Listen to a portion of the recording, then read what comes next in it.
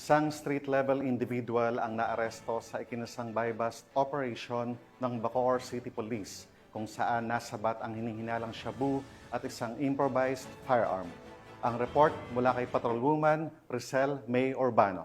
Kumpay na maaresto ng Drug Enforcement Team ng Bacoor Component City Police Station ang isang street-level individual sa isinagawang buy-bust operation sa Camellia Springville, Barangay Molino 3, Bacoor City nito lamang 11 ng Agosto taong kasalukuyan.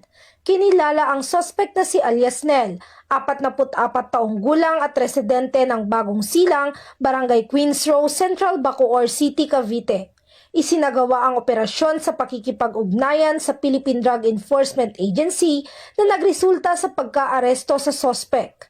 Nasamsam mula sa kanya ang 2 piraso ng heat-sealed transparent plastic sachet na naglalaman ng hinihinalang shabu, 2 piraso ng 100 peso bill na ginamit bilang buy-bust money, at isang improvised firearms na may kargang 1 bala. Ang mga nakumpiskang ebidensya ay dinala sa Provincial Forensic Unit sa Imus City para sa pagsusuri. Samantala ang suspect ay kasalukuyang nasa Bacoor Component City Police Station habang inihahanda ang kasong paglabag sa RA 9165 o Comprehensive Dangerous Drugs Act of 2002 at RA 10591 o Comprehensive Firearms and Ammunition Regulation Act.